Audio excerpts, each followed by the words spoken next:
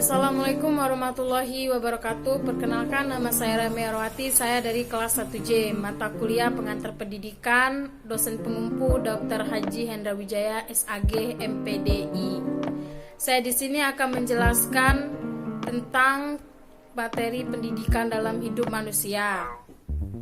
Yang pertama yaitu fenomena adanya pendidikan dalam hidup manusia. Saya akan menjelaskan pengertian pendidikan.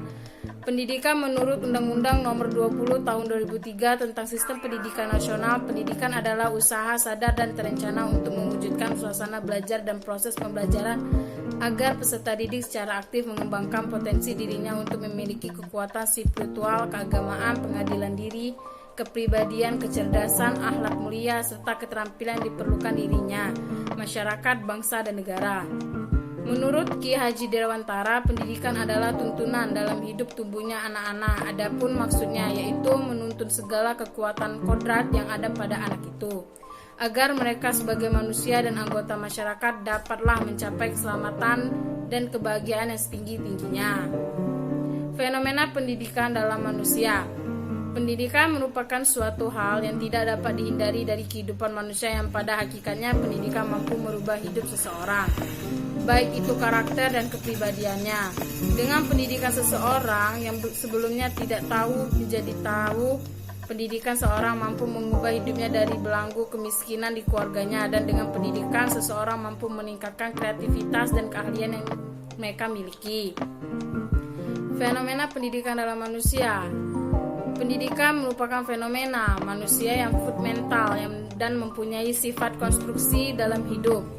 Karena itulah kita dituntut untuk mampu mengadakan refleksi ilmiah tentang pendidikan tersebut sebagai pertanggungjawaban terhadap perbuatan yang dilakukan, yaitu mendidik dan dididik. Yang kedua yaitu pentingnya pendidikan bagi manusia. Pendidikan merupakan hal yang sangat penting bagi manusia, karena dengan berpendidikan terciptalah manusia yang berkualitas, berintelektual, dan terhindar dari kebodohan. Negara juga telah mengatur hak setiap warga negara Indonesia untuk mendapatkan pendidikan sebagai sarana untuk meningkatkan pengetahuan dan kualitas hidupnya. Manusia yang berpendidikan atau berilmu tentu berbeda dengan manusia yang tidak berpendidikan atau tidak berilmu. Kita dapat membedakan dari cara bersikap, bertutur, cara berpikir, dan menjaga emosi. Beberapa manfaat yang dapat dari pendidikan. 1. Memberikan ilmu pengetahuan. 2. Mengembangkan talenta. 3. Membentuk dan memperbaiki pola pikir. 4. Memberikan taraf kehidupan yang baik dengan mengenyam pendidikan. 5. Membangun bangsa karena individu yang mengenyam pendidikan mendapat kepribadian yang terbentuk dengan baik. Yang ketiga yaitu landasan filosofi dan ilmiah penyelenggaraan pendidikan. Landasan filosofi atau filsafat pendidikan merupakan landasan yang berkaitan dengan makna atau hakikat pendidikan, yang berusaha menelah masalah-masalah pokok dalam berpendidikan, seperti apakah pendidikan itu, mengapa pendidikan diperlukan, dan apa yang seharusnya menjadi tujuan pendidikan. Contoh perennialisme adalah aliran filsafat pendidikan yang melihat ke belakang, percaya spiritualisme, tradisi, dan agama. 2. Esensialisme atau aliran yang ingin kembali pada kebudayaan. 3. Progresivisme atau percaya bahwa pengetahuan mengenai dunia ini hanya sebatas sebagaimana dunia ini dialami oleh manusia. 4. Pedagogi kritis atau keharusan untuk memandang sekolah sebagai ruang publik dan demokratis. 5. Ekosistialisme adalah salah satu ciri pemikiran filsafat abad 20 yang sangat mendambakan adanya otonomi dan kebebasan manusia. Landasan ilmiah. Landasan ilmiah atau landasan teori pendidikan merupakan landasan teori yang digunakan untuk mengkaji dan mempelajari berbagai ilmu yang berhubungan langsung dengan pendidikan dari segala bidang yang menyelimutinya.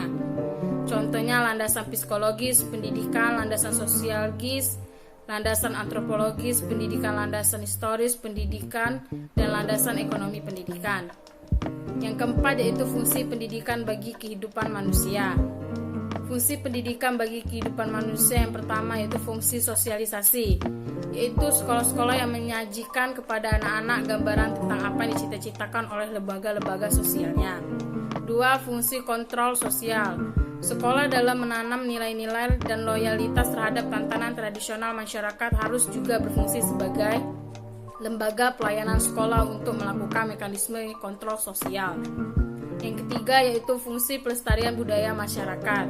Adalah sekolah di samping mempunyai tugas untuk mempersatu budaya-budaya etnik yang beraneka ragam, juga harus melestarikan nilai-nilai budaya daerah yang masih layak dipertahankan, seperti bahasa daerah, kesenian daerah, budi pekerti, dan suatu upaya mendayagunakan sumber daya lokal bagi kepentingan sekolah dan sebagainya. 4. Fungsi seleksi, latihan, dan pengembangan tenaga kerja, yaitu sekolah sebagai lembaga yang berfungsi untuk latihan dan pengembangan tenaga kerja mempunyai dua hal. Yang pertama, sekolah digunakan untuk menyiapkan tenaga kerja profesional dalam bidang spesialis tertentu. Untuk memenuhi ini, berbagai bidang studi dibuka untuk menyiapkan tenaga ahli dan keterampilan dalam berkemampuan yang tinggi dalam bidangnya. 2. Sekolah digunakan untuk memotivasi para pekerja agar memiliki tanggung jawab terhadap karir dan pekerjaan yang dipangkunya. 5. Fungsi pendidikan dan perubahan sosial. Fungsi pendidikan dalam perubahan sosial adalah rangka meningkatkan kemampuan analisis kritis, berperan untuk menanamkan keyakinan-keyakinan dan nilai-nilai baru tentang cara berpikir manusia. 6. Fungsi sekolah dalam masyarakat. Fungsi sekolah sebagai partner masyarakat akan dipengaruhi pula oleh sedikit banyaknya serta fungsional tidak pendayagunaan sumber-sumber belajar di masyarakat. Baiklah, sekian dari hasil pemaparan saya mengenai materi pendidikan dalam hidup manusia. Apabila saya mempunyai kesalahan dalam menjelaskan, saya mohon maaf. Dan apabila saya mempunyai kelebihan, saya serahkan semuanya kepada Allah Subhanahu wa Ta'ala. Saya ucapkan wabillahi taufiq wal hidayah. Wassalamualaikum warahmatullahi wabarakatuh.